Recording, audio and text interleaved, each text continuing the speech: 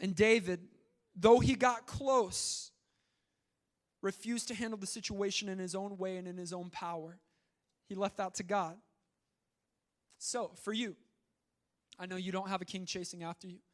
You're not worried about walking in on someone relieving themselves and then having to run for the rest of your life.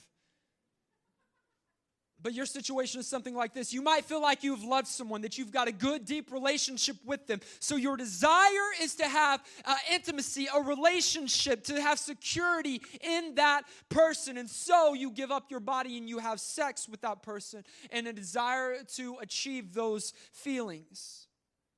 God wants you to have those feelings of intimacy and security and even love and sexual intimacy, but He wants you to have those feelings in the right way with the right person at the right time. And so instead of just cutting off a piece of the robe, you decided to cut the king instead. For you, you might try to get even with someone for hurting your feelings. They said something about you.